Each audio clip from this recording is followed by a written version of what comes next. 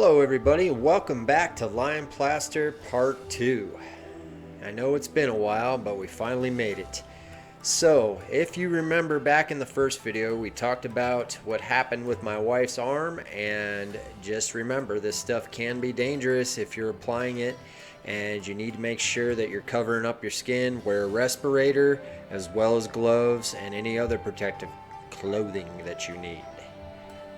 So, speaking of protective gear, here are some gloves that I found that worked the best. These are PVC coated gloves. They're thick and they come with the label that will show you what they will protect you from and how good they are at doing it. And what we're looking for here is calcium hydroxide. And there it is.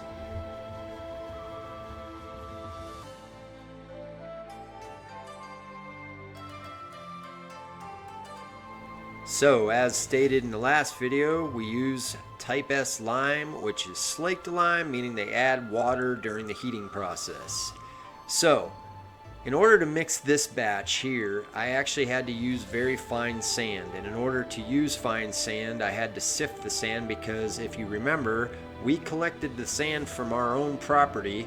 And from the wash, because of all the monsoons, there was a lot of sand that got washed up into certain spots, so I was able to collect a bunch of it.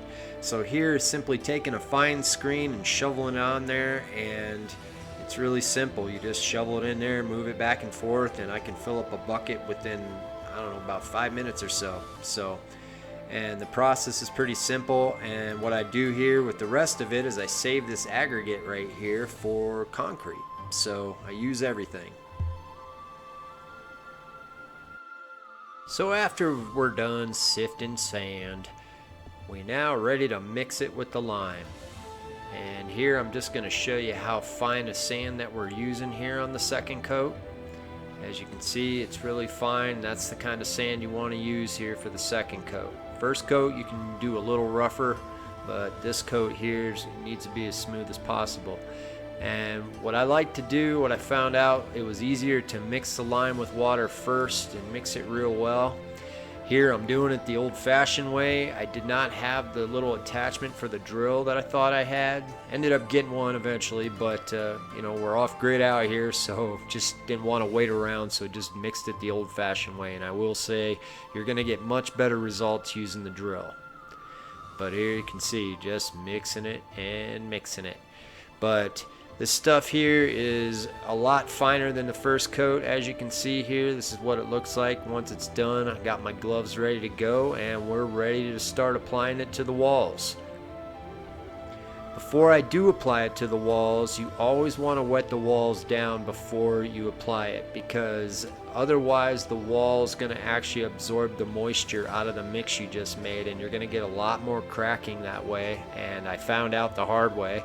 So here I am just using a little pail here to just put water on the walls. I found this to work better than the spray bottle, because the spray bottle just didn't cover enough area fast enough.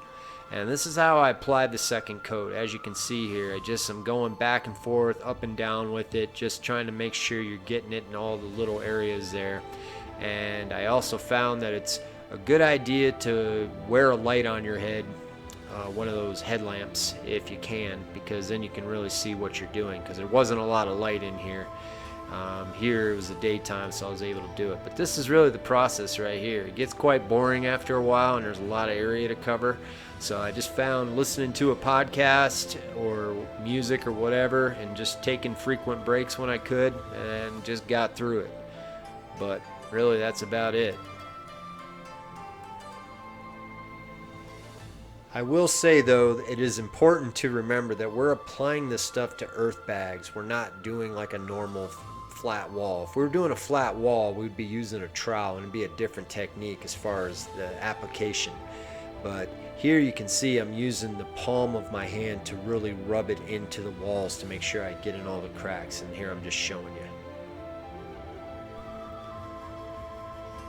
So, fun note here. While I'm doing this stuff, my dog, Bernie, likes to catch flies.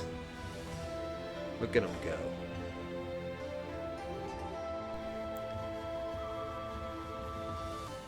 Alright, so after the tedious task of applying the second coat, you're gonna look closely and you're gonna see cracks. But they're just surface cracks. They're not a big deal. At first I freaked out and it really drove me crazy to see these, but I just realized all you had to do is take a wet pail of water and put on the gloves and just kind of rub them out. You can see the spots where you leave off, like if you're taking a break, it'll crack more. But like I said, once you do that, you just go over it again with the gloves and it kind of just gets rid of the cracks. So you just got to rub them out a little bit. And here you can see the area that I got done on the first session. So, and here we go. Got the second session done, and now I'm just kind of admiring my work before I get to the next part of Limewash. So here I'm just looking around, inspecting things, and getting ready for the next part.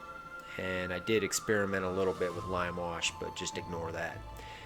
But yeah, it's coming along, folks. I'm really getting excited here to get this project done, but got to pay attention to the details. And here you can hear me knocking on the walls to show you how hard they are after they dried a little bit. Okay, so now we get to the fun part, and that is applying the Limewash. Here you can see I'm mixing up a little test batch while my dog's hard at work. Sorry for the unsteady camera, but anyways, I just wanted to test a little area before we mixed a huge batch. And all you do is you mix some lime powder with water and you get the right consistency to where it's more like a water paint. So it's a really light coat. You just want it barely to stick to the brush, and you also need to wet the walls before you apply it. And once we figured it out, then we went to town. It was real easy.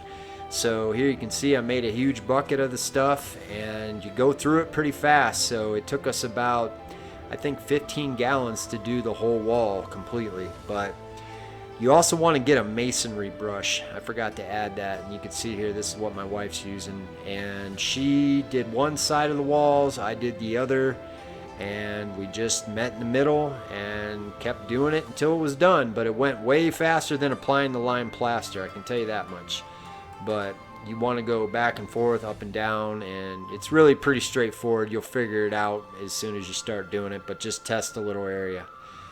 And also I want to add that we decided that after we applied the Limewash that we wanted to buy some pigment to add to the Limewash so we could have the walls match the floor and the rocks a little bit better. You don't have to do that. That was just something that we elected to do. And you can find this stuff on Amazon, and here you can see the contrast between the normal Limewash and just the plain walls, and it really turned out nice. And if we weren't going with a certain color theme in here, we would have just left the walls white. But anyways, so you can see the big contrast here. It just looks like white paint. So, but we did end up getting that pigment, which my wife is applying the pigmented coat now, you can see. And all we did is you get it, it's like a powder, and you mix it in with the Limewash itself, and you can mix it how you want, and that's that. So here you can see we have all this area to cover here. Pigmented coat, and she's using a roller, and what she did here was she just skimmed over it, and what it did was it added depth to the walls, because since it's contoured, the lower spots would stay a little bit whiter, so it had this really cool effect. And that's it, folks. This is Lime Plaster Part 2, and if you haven't liked and subscribed, please do. I really appreciate it. Thanks again.